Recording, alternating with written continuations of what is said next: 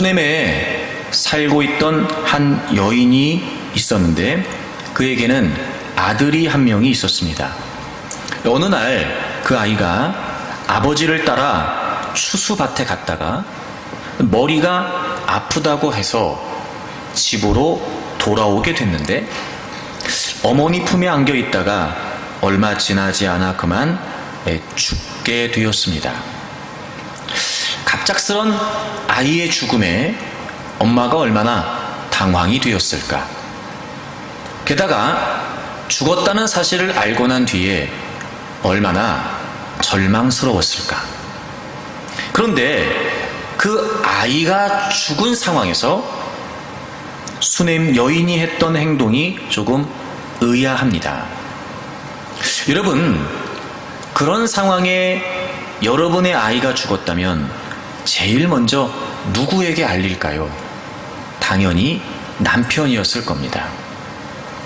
아이가 죽자마자 물론 이 여인이 남편을 찾기는 찾습니다. 여러분, 오늘 본문 22절을 보겠습니다. 남편을 부릅니다. 그럼 보통 아이가 죽었다는 이야기를 하는 게 당연한데 말입니다. 이 수넴 여인은 사환 한 명과 나귀 한 마리를 달라고 요청하는 겁니다. 이유가 뭐였냐면 하나님의 사람 엘리사에게 갔다 오겠다는 겁니다. 그 이야기를 들었던 남편이 자기 아내가 좀 이상했습니다. 왜냐하면 23절을 보시면 초하루도 아니고 안식일도 아니다. 즉 하나님을 예배하는 월삭일도 아니고 안식일도 아닌데 갑자기 엘리사를 찾아가겠다고 하는 아내의 요청이 약간 좀 이상했던 겁니다. 그럼에도 불구하고 이 여인은 전혀 아이에 대한 이야기를 하지 않습니다. 그리고 오히려 남편에게 왜 오늘 엘리사를 찾아가냐고 이야기했던 남편에게 이렇게 이야기합니다. 평안을 비나이다. 여러분, 이 말은 무슨 말이냐면 아무 일도 없습니다, 이런 뜻이에요. 걱정하지 마세요. 아무 일이 아닙니다.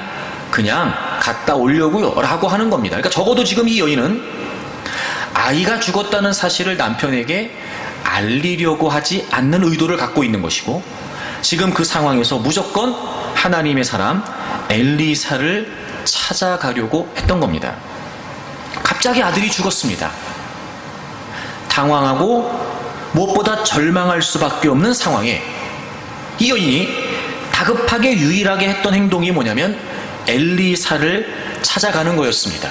이유가 뭐였을까요? 왜 이 상황에 남편에게도 그 사실을 알리지 않은 채 다급하게 하나님의 사람 엘리사를 찾아가려고 했던 걸까요? 그건 바로 엘리사를 찾아가게 되면 이 문제를 해결할 수 있을 것 같다는 포기하지 않는 믿음이 그녀에게 있었던 겁니다. 물론 여러분, 아이가 죽었는데 어떻게 부모가 그 아이를 쉽게 포기할 수 있겠습니까? 하지만 적어도 이 여인의 모습은 단순히 죽은 아들에 대한 집착이 아니라 지금 이 절망적인 상황에서도 이 여인은 포기하지 않는 믿음을 발휘하고 있는 거였습니다. 이유가 있다면 여러분 21절을 좀 보겠습니다. 그의 어머니가 올라가서 아들을 하나님의 사람의 침상 위에 두고, 그러니까 자기들 방도 아니고 엘리사의 방이었던 거죠. 하나님의 사람의 침상 위에 두고 문을 닫고 나왔습니다. 여러분, 우리가 주목해야 될 표현이 문을 닫고 나왔다는 표현입니다. 여러분, 이 표현을 리차드 넬슨이라고 하는 신학자가 이렇게 추석을 했습니다. 이 여인은 그 아이의 죽음을 극적 시간 속에 동결시켜 죽음의 과정이 더 이상 진행되지 못하게 하려고 했다. 이게 무슨 말이냐면 아이가 죽었습니다. 죽었습니다. 물론 죽었습니다. 하지만 그 죽었다는 사실을 거기서 멈추어 놓고 그 죽음의 영향이 미치지 못하도록 그 아이가 죽었다고 하는 상황에 영향받지 않으려고 문을 닫았다는 겁니다. 다시 말하면 아이가 죽었다면 끝난 겁니다. 차라리 아픈 병, 어떤 병에 걸려 아팠다면 문제가 다르죠. 그러나 죽었다는 건 끝난 겁니다. 그럼에도 불구하고 그 죽음이라고 하는 상황을 받아들이거나 죽음이라고 하는 상황에 영향을 받지 않고, 즉 포기하지 않고 지금 이 여인은 믿음을 발휘하고 있었던 겁니다. 아이가 죽은 건 어쩔 수 없었습니다. 그러나 그 상황에 눌리고 싶지 않았던 겁니다. 여러분, 아이가 죽은 건 이 여인이 막을 수 없었습니다. 하지만 아이가 죽었다고 하는 상황이 이 여인의 믿음도 막을 수 없었습니다. 그래요, 여러분. 믿음은요, 포기하지 않습니다. 그 어떤 절망적인 상황에서도 믿음은 살아있고 생명력이 있기 때문에 결코 포기하지 않습니다. 여러분, 넘어지거나 쓰러지거나 주저앉는 건 가능성이 있습니다. 다시 일어서기만 한다면 말이죠. 하지만 그 어떤 상황이어도 포기한다면 더 이상 가능성은 없습니다. 쉽게 말해 우리는 받아들인다는 걸 포기로 여깁니다. 수용한다는 걸 포기로, 체념으로 받아들입니다. 아니요, 그렇지 않습니다. 정말 우리에게 살아있는 믿음이 있다면 여러분, 우리는 절망적인 상황에서도 믿음을 발휘하여 포기하지 않을 수 있습니다. 믿음은 포기하지 않습니다. 저는 여러분이 아멘을 할 때까지 포기하지 않을 겁니다. 여러분, 믿음은 포기하지 않습니다. 자, 그렇다면 어떻게 이렇게 아이가 죽은 갑작스러운 절망적인 상황을 만나고서도 포기하지 않는 믿음을 발휘할 수 있었던 걸까? 여러분, 포기하지 않는 믿음은 어떻게 가능한 걸까요? 첫 번째, 포기하지 않는 믿음은 어떻게 가능하냐면요, 하나님의 역사를 기억해야 합니다. 기억해야 합니다. 무엇보다 하나님이 행하셨던 역사, 하나님이 행하셨던 능력을 기억해야 합니다. 여러분, 이 수넴 여인에게 아들이 하나 있었는데요, 이 아들에게는 이런 배경이 있었습니다. 먼저 8절을 좀 보시게 되면, 하루는 엘리사가 수넴에 이르렀더니 거기에 한 귀한 여인이 그를 간권하여 음식을 먹게 하였으므로 엘리사가 그곳을 지날 때마다 음식을 먹으러 그리로 들어갔더라. 여러분, 이 수넴 여인이 아이를 낳게 된 것은 엘리사와 연관이 있었는데요, 그 인연이 이렇게 시작된 겁니다. 엘리사가 수넴 지역에 가게 됐는데, 특히 이 수넴 여인이, 이름은 기록되어 있지 않지만 이 여인이 엘리사를 자기 집에 초청해서, 간권해서, 그러니까 적극적으로 자기 집에 초청을 해서 이제 엘리사를 음식을 대접하면서 잘 섬기고 있었습니다.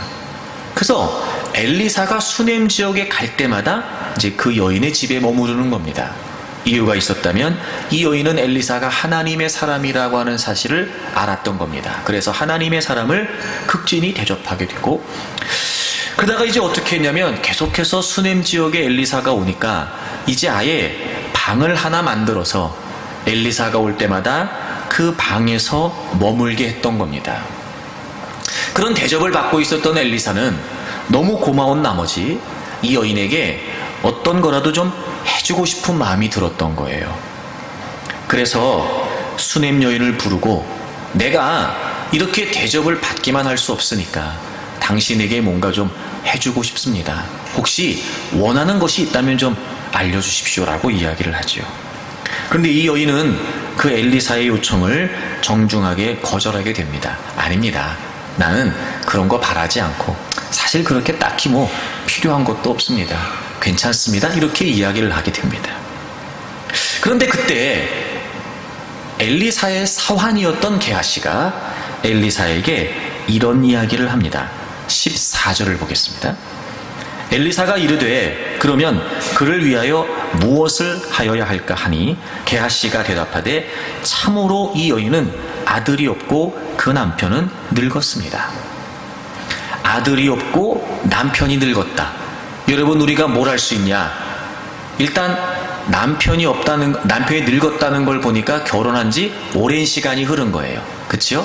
그리고 또 하나, 남편이 늙었다는 표현은 아이를 가질 수 있는 가능성이 이제 없다는 거지요. 남편이 생물학적인 또는 생식적인 이런 기능이 이제 거의 없어지게 된 거예요. 그러니까 아이를 낳을 수 있는 가능성이 이제 없다는 겁니다.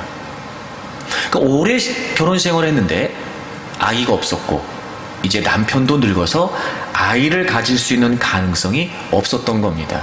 그런데 이 소식을 들었던, 이 사실을 알았던 엘리사가 수넴 여인을 다시 부릅니다. 그리고 16절에 이렇게 얘기하죠. 엘리사가 이르되 한 해가 지나 이때쯤에, 그러니까 내년 이맘때 이런 뜻이에요. 네가 아들을 안으리라. 내년 이맘쯤에 아들을 낳을 겁니다. 라고 이렇게 이야기를 하지요. 이때 이 여인의 반응이 이랬습니다. 여인이 이르되 아닙니다. 내 주 하나님의 사람이여 당신의 계집종을 속이지 마옵소서. 여기서 이 속이지 말라는 말이 무슨 말이냐면요, 헛된 소망을 줘서 흥분시키지 말라는 거예요. 그러니까 지금 아이를 가질 수 있는 상황이 아니었던 것이고, 아이를 낳는다는 건 남편도 그렇고 아내를 봐도 불가능한 상황이었던 겁니다. 그러니까 내년 이맘때쯤에 당신이 아이를 안을 겁니다. 아들을 낳을 거예요. 그랬더니 당연히 이 여인은 말도 안 되는 소리니까 아이고 하나님의 사람이요, 당신의 허튼 소리 합니까? 하나님의 사람이 그러면 되겠습니까? 나를 괜히 헛된 이야기해서 헛된 꿈꾸게 해서 나를 부풀게 해서 그렇게 흥분시키지 마십시오. 나를 속이지 마십시오. 이야기를 한 겁니다. 물론 그런데 오늘 우리가 17절부터 읽었지요. 과연 잉태를 하게 되고 한 해가 지나 이따쯤에 그 여인이 아이를 낳게 되었던 겁니다. 자, 그러니까 지금 이 여인은 전혀 아이를 기대하지 않고 있었던 상황이었습니다. 설사 기대를 갖고 있었다고 한들 남편이 늙었어요. 압니다. 자기도 이제 아이를 낳을 수 없다는 걸 말입니다. 그러니까 전혀 불가능한 상황에서 하나님의 사람을 통해 하나님의 능력으로, 하나님의 역사하심으로 기적적으로 아이를 낳게 된 겁니다. 자, 그런데 그 아이가 갑자기 죽게 되었죠. 그때 이 여인은 아이가 죽었다라고 하는 당황스러운 상황, 아이가 죽었다라고 하는 다급하고 절망적인 상황에서도 그 상황보다 먼저 이 여인은 내가 아이를 낳을 수 없는 불가능한 상황에 하나님의 역사로 말미암아, 하나님의 능력으로 말미암아 아이를 주셨다라고 하는 사실을 기억했던 겁니다. 그리고 낳을 수 없는 중에 아이를 주신 분이 하나님이셨기 때문에 그는 이 아이의 생명 또한 하나님이 해결해 주실 수 있을 거라는 믿음이 있었던 것이고, 그래서 남편에게조차도 알리지 않은 채, 그래서 그 아이의 시신을 자기 방에다가 둔 것이 아니라 엘리사의 방에다 올려놓고 문을 닫고 나와서 바로 이 여인은 엘리사를 찾아갔던 겁니다. 즉 절망할 수밖에 없는 이 절체절명의 위기에서조차 포기하지 않는 믿음을 발휘할 수 있었던 것은 이 여인은 과거에 행하셨던 하나님의 역사를 잊지 않고 기억했던 겁니다.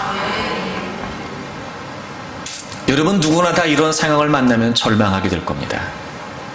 끝이라고 생각하겠죠. 아니요, 끝이 맞지요. 여러분, 우리의 삶의 현장에도요, 이런 상황들이 얼마나 많이 주어지는지 모릅니다. 우리가 보기에는 분명히 끝인 겁니다. 더 이상 가능성이 없는 겁니다. 그래서 우리는 받아들인다고 하는 미명하에 체념을 하고 포기를 해버립니다. 하지만 여러분, 믿음은 포기하지 않습니다.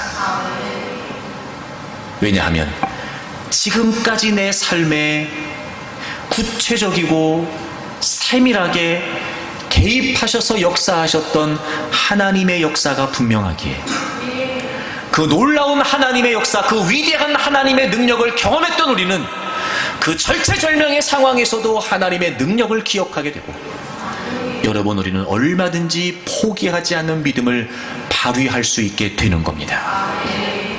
그러므로 여러분, 어떤 절망적인 상황을 만난다 할지라도 여러분이 보기엔 더 이상 가능성이 없어 끝이라고 이제는 막을 내려야 된다라고 생각되는 상황에 판단되는 상황이라 할지라도 지금까지 하나님이 행하셨던 역사를 기억하고 포기하지 않는 여러분들이 되기를 바랍니다.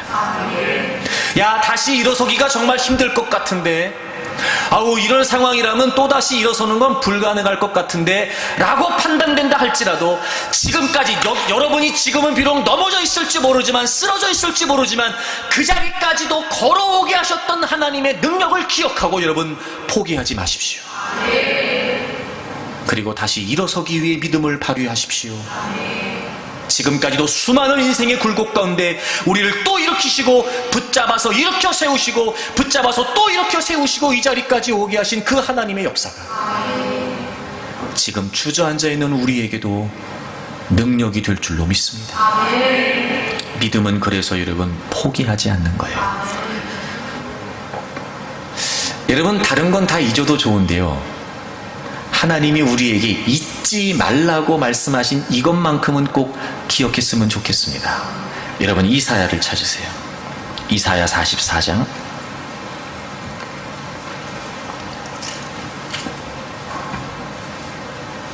21절을 보겠습니다.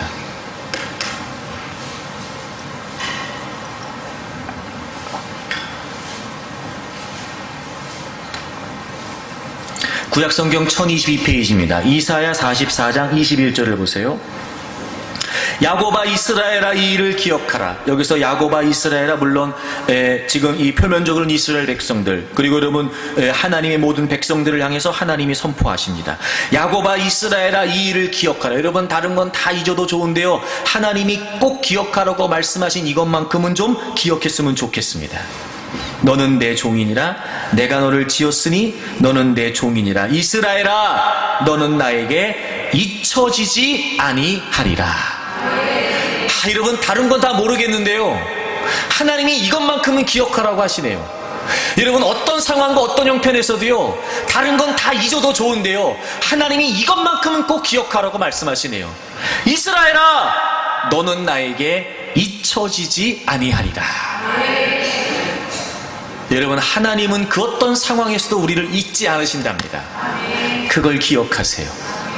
여러분, 이게 참 어려운 게 뭐냐면요, 우리는 때로는요, 절망적인 상황을 만나고 위기의 상황을 만나고 어려운 상황을 만나게 되면은요, 하나님이 나를 잊으셨다라고 하는 상실감을 느끼는 겁니다.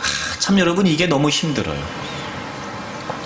때로는 여러분, 그 기간이, 그 시간이 오래 지속되면은요, 진짜 하나님이 나를 버리신 것 같은 느낌을 갖게 되기도 합니다. 마치 또 다른 누군가와 비교하여, 하나님은 저런 사람, 저 사람에게 저런 은혜를 베풀어 주시는데 나는 그런 게 없는 걸 보면 하나님은 나를 사랑하시지 않는 것 같아요. 그럴 때 말입니다, 여러분. 내 편을 좀 들어봐요. 그럴 때 있잖아요, 여러분. 우리가 가슴이 아픈 거예요. 그러면 여러분, 하나님이 나를 잊어버린 것 같고 나에겐 하나님의 은혜가 더 이상 없는 것 같고 막 그런 그 상실감과 하나님이 마치 나를 버리신 것 같은 느낌을 갖게 되면요, 여러분, 진짜 그건 정말 못 견딥니다. 살고 싶지 않을 정도로. 근데 여러분, 하나님이 나를 잊으신 것처럼 내가 느낀다고 하여 사실 하나님이 나를 잊으신 건 아니란 말이에요. 그건 내가 주어진 상황 때문에 제한된 나의 사고를 가지고 내가 느끼는 경험이고 그 모든 상황들을 통해 내가 사고하고 판단하는 감정일 뿐이지, 진짜 사실은, 진짜 우리가 믿어야 될 사실은 뭐냐면요, 하나님은 우리를 잊지 않으신다는 거예요. 여러분, 이거 하나만 기억해도요, 우리에겐 굉장한 힘이 됩니다. 왜 하나님이 우리를 잊지 않으시는지 이유도 설명하시잖아요. 내가 너를 지었다. 여러분, 내가 뭘 만들잖아요. 남들은 그걸 우습게 생각하고 남들은 그걸 아무것도 아니라고 해도요, 내가 만든 건 나는 잊지 않습니다. 그죠? 내가 뭘 만들어서 정성스럽게 만들어서 그 사람에게 줬어요. 상대는 그걸 별거 아니라고 생각하여 받아놓고 잊어버릴 수 있거든요. 근데요, 만들어서 내가 주면은요, 나는 그걸 안 잊습니다. 하나님은 우리를 잊지 않으세요. 왜냐하면 하나님이 우리를 만드셨거든요. 또 잊지 않는 이유가 뭐냐면 22절. 내가 네 허물을 빽빽한 구름같이 네 죄를 안개같이 없이 하였으니 너는 내게로 돌아오라. 내가 너를 구속하였음이라. 왜 하나님이 우리를 잊지 않으시냐면요, 우리를 구속하셨죠. 여러분, 하나님이 우리를 구원하셨다는 건요, 우리를 잊을 수가 없다는 사실을 증명합니다. 왜냐하면 하나님이 우리를 어떻게 구원하셨습니까? 어떻게? 하나밖에 없는 아들 예수 그리스도와 우리를 맞바꾸셨어요. 우리를 건지시기 위해서 우리가 죄 때문에 사망과 저주 가운데 있었는데 그 모든 죄를 예수 그리스도에게 다 덮어 씌우시고 전가하시고 예수님을 정죄하셔서 우리 대신 그분을 죽이신 겁니다. 여러분, 그리고 우리를 구원하셨는데 어떻게 구원하신 우리를 하나님이 잊으실 수 있겠냔 말이에요. 하나님은요, 우리 대신 예수님이 십자가에 죽으셨을 때 그분이 버려진 죽음을 당하시고 그분이 저주의 죽음을 당하신 걸 그대로 다 보셨습니다. 예수님이 십자가에서 고난을 받으실 때 하나님도 그걸 다 보고 계셨습니다. 그렇게 하나밖에 없는 아들을 죽이시면서 우리를 건지셨는데 그런 당신의 사랑과 은혜로 구원하신 우리를 당연히 잊으실 수 없죠. 하나님은 우리를 잊지 않으십니다. 그러니 여러분이 어떤 절망적인 상황을 만났다 할지라도 모든 사람이 다 등을 돌리고 모든 사람이 여러분을 손가락질하고 마치 여러분이 알고 있던 모든 사람들과의 관계 속에서 이제 잊혀져 가는 것 같은 마음이 든다 할지라도, 그래서 그런 상실감 때문에 괴로워하고 아파하고 나는 이제 끝났다라고 생각이 될 만큼 절망적인 상황을 만났다 하더라도 여러분을 만드시고 여러분을 구원하신 하나님은 결코 여러분을 잊지 않으십니다. 기억하세요. 하나님은 나를 잊지 않으신다. 하나님은 나를 알고 계신다. 하나님은 나를 보고 계신다. 기억하시라 말이에요. 그 하나님이 지금도 함께 하시고 그 하나님이 여러분의 삶에 개입하시며, 그래서 마침내 하나님은 여러분의 삶을 하나님의 뜻대로 지금까지 이끄셨던 것처럼 지금도 이끌고 계시다는 겁니다. 여러분, 의심하지 마십시오. 여러분, 두려워하지 마십시오. 그 어떤 상황에서도 하나님이 여러분을 잊지 않으신다는 사실을 확신할 수 있기를 바랍니다. 그래서 여러분, 믿음은 뭐냐면요, 믿음은 기억하는 거예요. 다시 말하면 믿음이 발휘되려면 하나님이 지금까지 행하셨던 역사를 기억해야 됩니다. 반대로 믿음이 발휘가 되지 않는 이유가 뭐냐? 믿음을 발휘하지 못한 채 마치 아무런 믿음이 없는 것처럼 무기력하게 삶의 상황에 눌려있는 이유가 뭐냐? 그 모든 상황에 영향을 받고 힘을 발휘하지 못하는 이유가 뭐냐? 지금까지 역사하셨던 하나님의 역사를 망각하는 겁니다. 여러분, 이스라엘 백성들이 그랬어요. 그래서 늘 하나님이 이스라엘 백성들을 이끄시면서 그들이 하나님을 믿지 않을 때마다 하나님은 반복하여 말씀하셨습니다. 내가 너희들에게 이렇게 능력을 행했는데 그걸 또 기억하지 못하고 있냐? 언제까지 너희들이 나를 믿지 못하겠느냐? 하나님은 똑같이 반복하십니다. 그러면서도 여전히 하나님은 계속해서 이스라엘 백성들에게 은혜와 능력을 베풀어 주시는데 이스라엘 백성들은 또 그걸 기억하지 못한 채 지금 당장 어려운 문제를 만나게 되면 그것 때문에 또 여러분 하나님이 이럴 수 있냐고 하면서 끊임없이 원망과 불평을 일삼았던 겁니다. 여러분, 성경을 좀 찾아볼까요? 시편 78편을 찾겠습니다.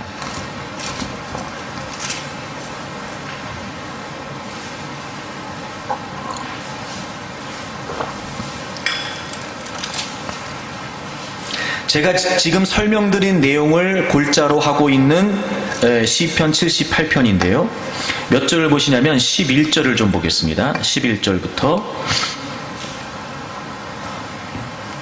여호와께서 행하신 것과 그들에게 보이신 그의 기이한 일을 잊었도다. 여러분, 이스라엘 백성들이 하나님을 온전히 신뢰하고 온전히 믿음으로 살지 못하고 하나님을 등지고 우상을 숭배하고 어려운 일을 만날 때마다 원망하고 불평했던 궁극적인 이유가 뭐냐면 여호와께서 행하신 것, 그 모든 능력과 역사들, 그들에게 보이신 그 기이한 일을 다 뭐 했다고요? 잊었다고요. 12절 옛적에 하나님이 애굽 땅 소환들에서 기이한 일을 그들의 조상들의 목전에서 행하셨습니다. 여러분, 이스라엘 백성들이 출애굽을 했던 건요, 이스라엘 백성들이 전쟁에서 나온 게 아니었습니다. 이스라엘 백성들이 애굽보다 상대적으로 군사력이 강해서 독립전쟁을 하고 애굽을 무너뜨리고 출애굽을 한 게 아니었단 말이에요. 전적인 하나님의 능력과 주권에 의하여 바로를 굴복시키시고 마지막 10가지 재앙에 바로와 무릎을 꿇게 하셔서 하나님이 이스라엘 백성들을 출애굽하게 하신 거였습니다. 그렇게 하나님이 그들의 목전에서, 여러분 10가지 재앙을 이스라엘 백성들이 다 봤어요, 못 봤어요? 봤어요. 그렇게 하나님이 행하셨단 말이에요. 13절, 바다를 갈라 물을 무더기같이 서게 하시고 그들을 지나가게 하셨어요. 홍해 여러분 아시죠? 하나님이 밤새도록 바람을 몰아다가 바다를 가르셨어요. 그리고 가르시고 양쪽에 바닷물이 벽이 됐다니까요, 여러분. 그리고 마른 땅이 되게 하셔서 그 길을 건너게 하셨어요. 아이고 여러분, 이런 기적이 어디 있습니까? 그 바다가 갈라져서 벽이 되고요, 마른 땅이 된 걸 보면서 이스라엘 백성들이 홍해를 건넜다니까요, 여러분. 근데 그걸 다 잊어버린 겁니다. 14절, 낮에는 구름으로 밤에는 불빛으로. 아시죠? 구름 기둥, 불 기둥. 그래서 인도하셨고 보호하셨고 지키셨어요. 근데 그것도 다 잊어버렸습니다. 15절, 광야에서 반석을 쪼개시고 깊은 곳에 나오는 물처럼 흡족하게 마시게 하셨으니, 물이 없다고 했을 때 하나님이 반석을 쳐서 물을 내게 하셔서 물을 먹게 하셨단 말이에요. 근데도 17절, 그들은 계속해서 하나님께 범죄하고 메마른 땅, 광야죠? 광야에서 지존자를 배반했다는 거예요. 아, 여러분 저를 잠깐 보시겠습니까? 이스라엘 백성들이 끊임없이 하나님이 베푸신 역사가 있었음에도 불구하고 그 하나님의 역사를 잊어버리고 하나님을 불신했던 건 하나님을 배반한 거였어요. 우리가 있는 삶의 자리에서 지금까지 행하신 모든 하나님의 역사들을 부정할 수 없는 바, 그럼에도 불구하고 우리가 하나님이 행하신 모든 능력과 역사를 지금 있는 문제 때문에 절망하고 포기하고 원망하고 불평한다는 건, 그건 불신을 떠나 여러분 하나님을 배반하는 거라고요. 기억하라고요, 여러분. 그러니까 기억이 믿음이라니까요. 22절 보세요. 이는 하나님을 믿지 아니하며 그의 구원을 의지하지 아니한 때문이로다. 하나님이 구원하셨던 역사, 지금까지 이끄셨던 그 모든 능력들, 여러분 그걸 믿지 않는 거예요. 그러니까 잊어버린 거, 기억하지 않는 건 믿지 않는 겁니다. 그러니까 믿음은 기억하는 거예요, 여러분. 믿음은 기억하는 겁니다. 그래서 결론 42절 다 같이 읽어볼까요? 42절 다 같이 읽습니다. 시작. 그들이 그의 권능의 손을 기억하지 아니하며 대적에게서 그들을 구원하신 날도 기억하지 아니하였도다. 아멘. 기억하지 않는 거예요. 기억하지 않는 거. 여러분, 하나님이 이스라엘 백성들을 출애굽하셨고 광야 40년을 이끌어가시면서 끊임없이 능력과 기적을 그들의 눈앞에서 행해 주셨습니다. 여러분, 하나님의 능력과 기적이 있었기 때문에 지금 먹고 살고 있습니다, 이스라엘 백성들이. 근데 그들은 또 문제가 생길 때마다 하나님께 원망하고 또 문제가 생길 때마다 하나님께 불평하면서 하나님을 등지고 불신합니다. 배반합니다. 왜요? 권능의 손을 기억하지 않고 애굽의 손에서 대적에게서 그들을 구원하신 날도 기억하지 못하는 겁니다. 이런 무엇보다 하나님이 우리를 구원하신 건 하나님의 전적인 은혜요 역사였습니다. 우리를 구원하셔서 이 자리까지 이끄셨던 그 모든 하나님의 능력과 역사들 우리는 부인할 수 없습니다. 기억하십시오. 그래야 믿음이 발휘가 됩니다. 그래서 여러분, 이거하고 똑같이 이스라엘 백성들이 출애굽의 1세들은 광야에서 다 죽었는데 출애굽의 2세대들이 이제 가나안을 정복해야 되잖아요. 그래서 가나안을 목전에 두고 있었던 출애굽의 2세대에게 모세가 또 똑같은 얘기를 합니다. 여러분 신명기를 찾아보세요. 7장. 신명기 7장.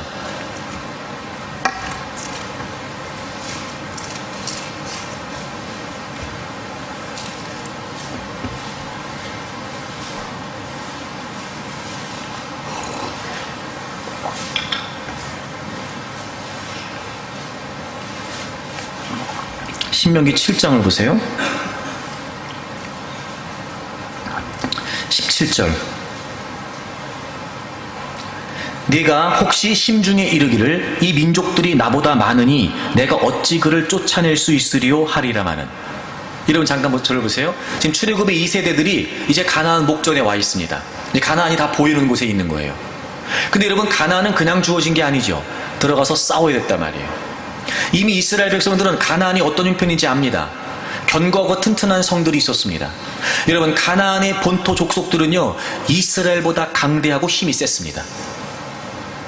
그들을 보면서 야 이거 저거 이제 우리가 싸워서 이제 다 점령하면 끝이구나 이런 생각이 아니라 상대적으로 자기들보다 강하다고 보여지는 가나안을 볼 때마다 이스라엘 백성들이 이렇게 생각할 수 있다는 거예요. 야, 저 민족들이 나보다 많으니.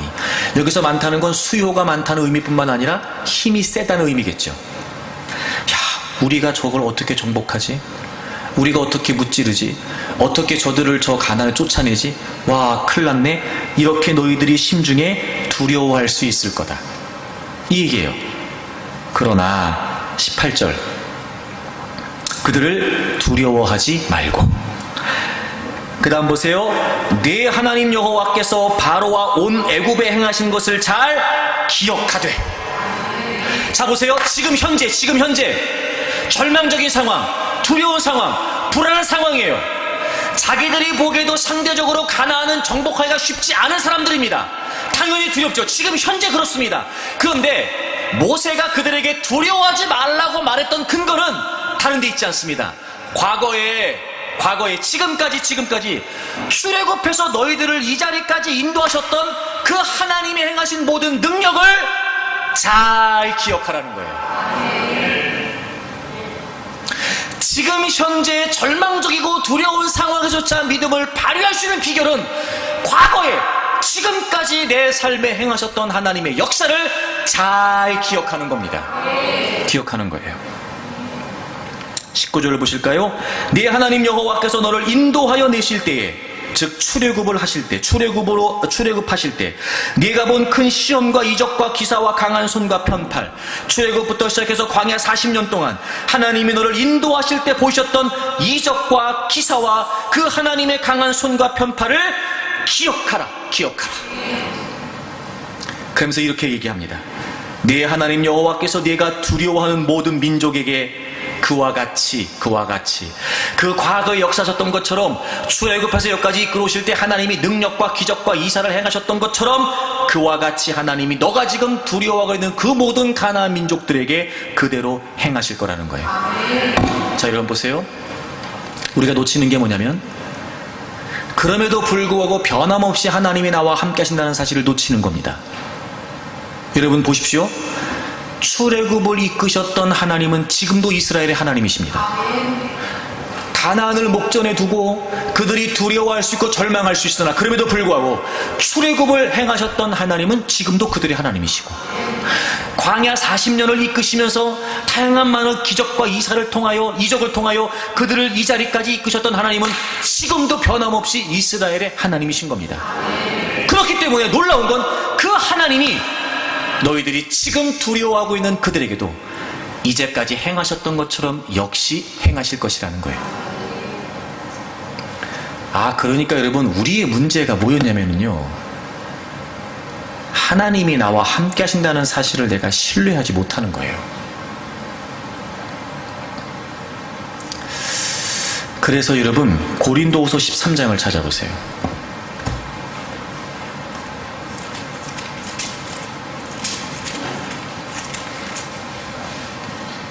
5절을 보세요. 신약성경 300페이지입니다. 고린도후서 13장 5절.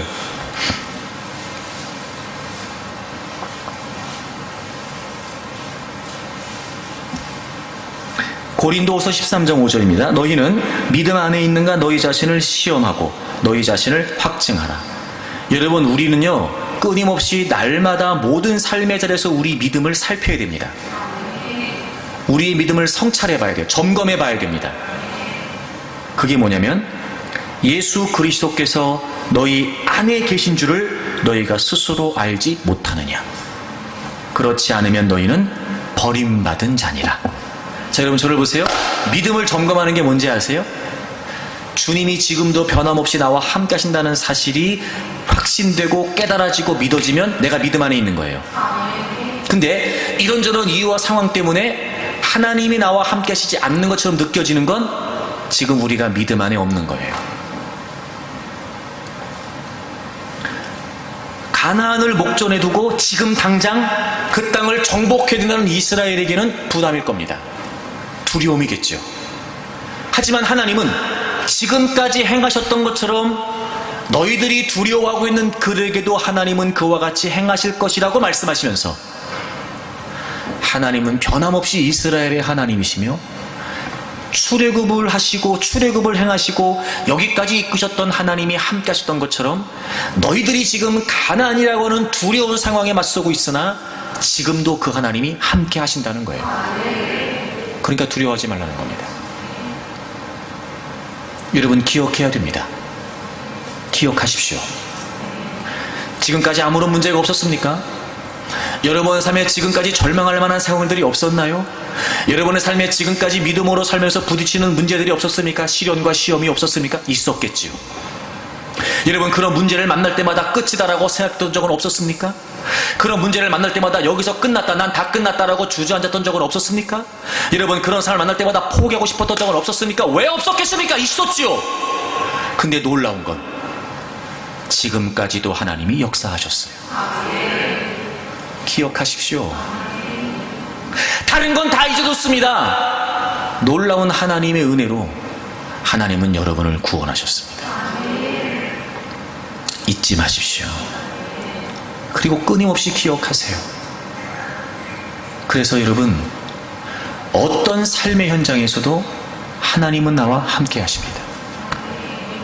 여러분 예수 그리스도께서 우리를 위해 죽으시고 부활하심으로 그것을 믿어 우리가 믿음으로 의롭다 하심을 받고 이제 성령 하나님이 우리 안에 거하십니다. 제가 늘 여러분에게 말씀을 드리지만 믿음은 감정에 근거하면 안 되고 진리에 근거해야 돼요. 감정은요 버려진 것 같습니다. 감정은요 잊혀진 것 같습니다.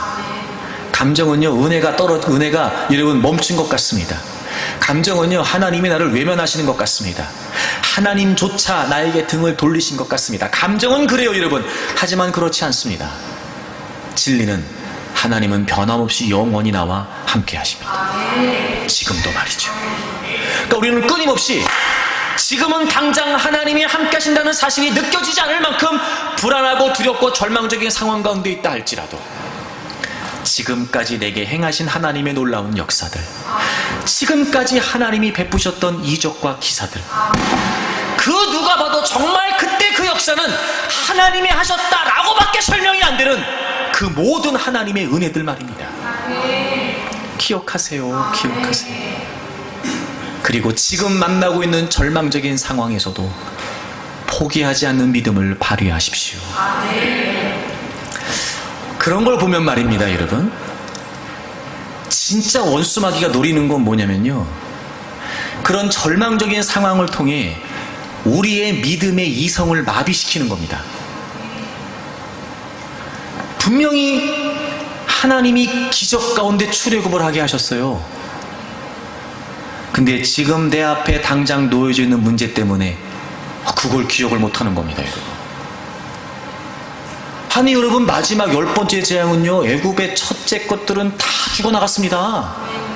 쉽게 말해 여러분 애굽 전체가 지금 여러분 초상이 난 겁니다. 그 어마어마한 광경을 다 목격한 이스라엘 백성들이 그걸 잊어버린다니 말입니다.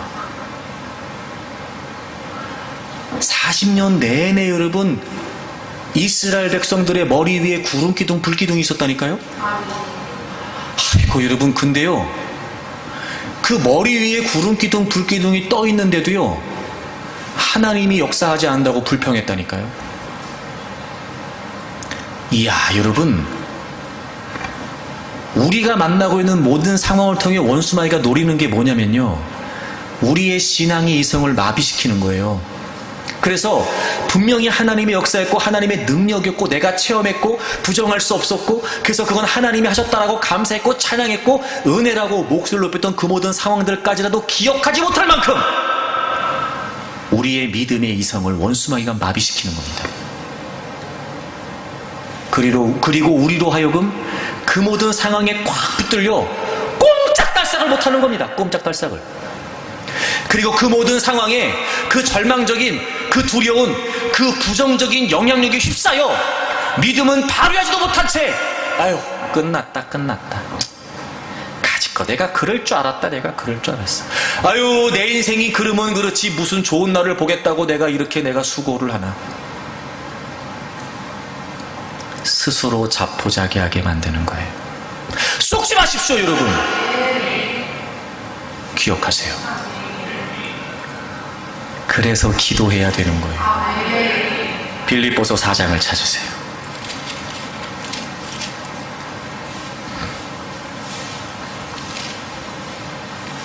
6절을 보시겠습니다.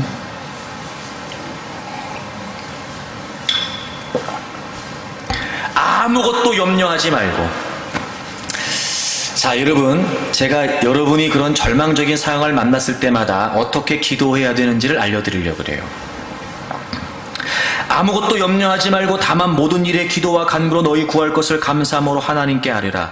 그리하면 모든 지각에 뛰어난 하나님의 평강이 그리스도 예수 안에서 너희 마음과 생각을 지키시리라.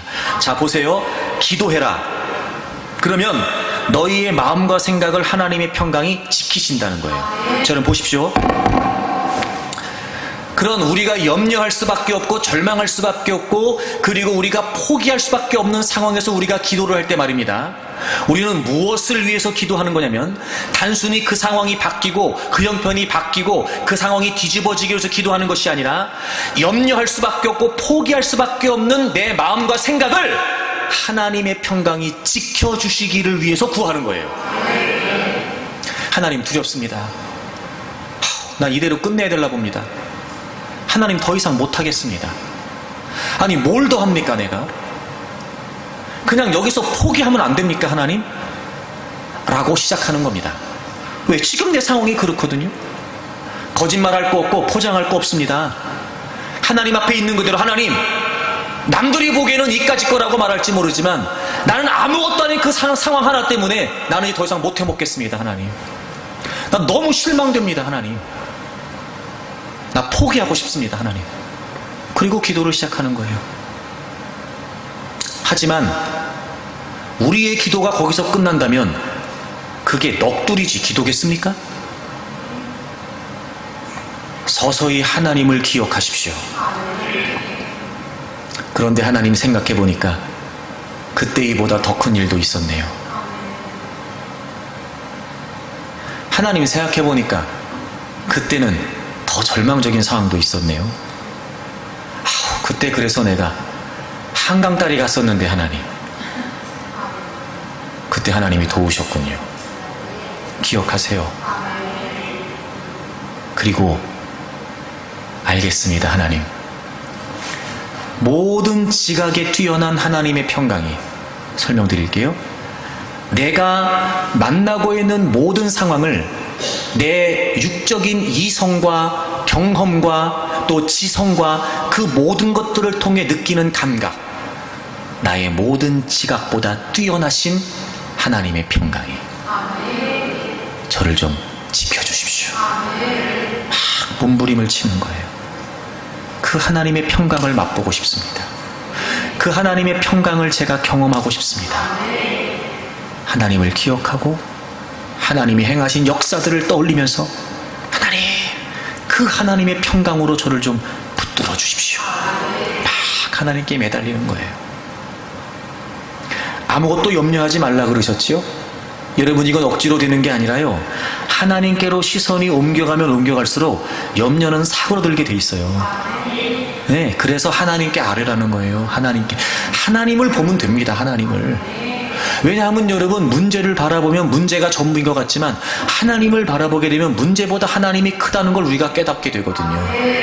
하나님께로 시선이 옮겨가기 시작하면 자연히 염려는 줄어들게 돼 있어요.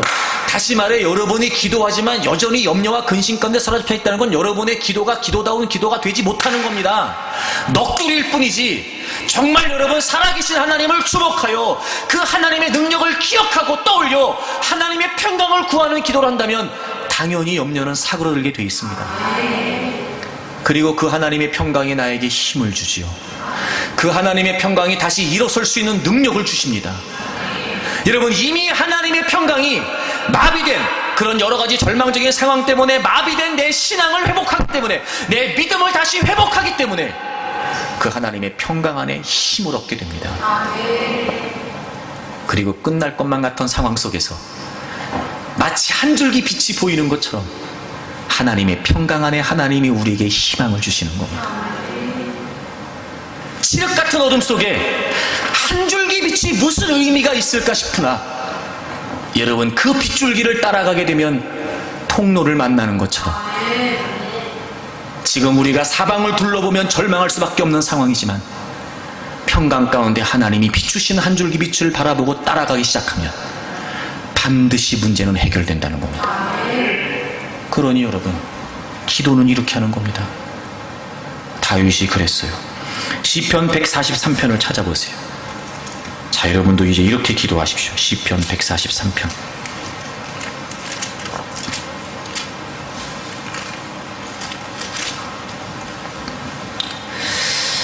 다윗이 쓴 시입니다.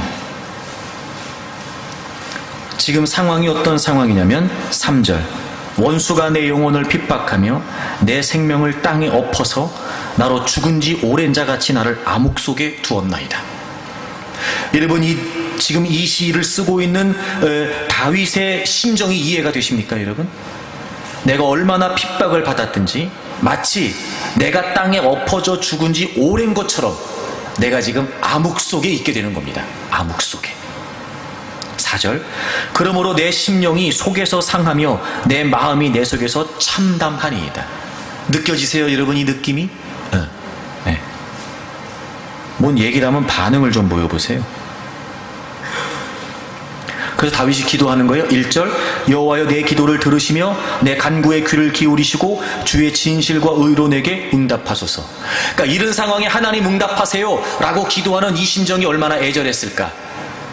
근데 다윗은 맹목적으로 기도하지 않습니다. 5절을 보세요. 뭐라고 기도하는지. 5절, 내가 옛날을 기억하고 주의 모든 행하신 것을 읊조리며 주의 손이 행하는 일을 생각하고. 다른 기도한 게 아니에요.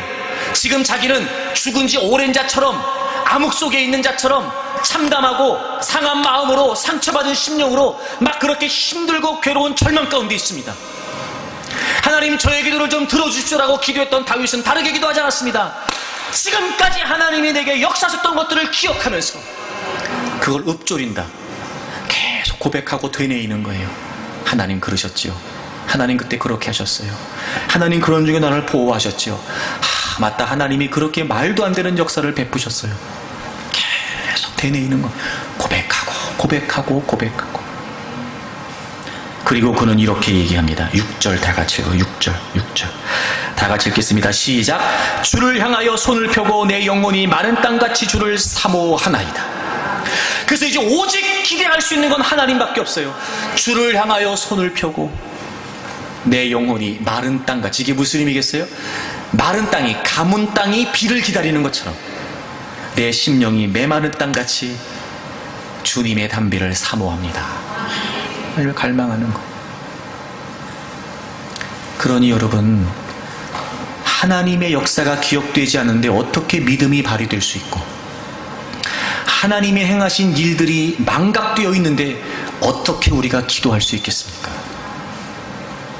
설사 그런 절망적인 상황 때문에 우리의 신앙이, 이성이 마비가 되고 하나님이 행하셨던 모든 역사와 능력들이 기억되지 않을 만큼 그런 절체절명의 절망을 만났다 할지라도, 여러분 그런 중에도 정신을 똑바로 차리고 하나님을 기억하십시오. 믿음이 발휘될 것입니다. 하나님이 행하신 역사를 되뇌이며 고백하며 선포하십시오. 희망을 얻게 될 겁니다. 하나님의 평강이 여러분을 붙들어 달라고 매달리십시오. 마른 땅같이 하나님을 사모한다고 하나님을 향해 외치십시오. 하나님이 여러분의 기도를 들으시고 포기하지 않을 수 있는 희망을 주실 것입니다. 그 믿음을 발휘하여 어떤 절망도 또 다른 희망의 출발이 되는 역사가 있기를 주의 이름으로 축복합니다.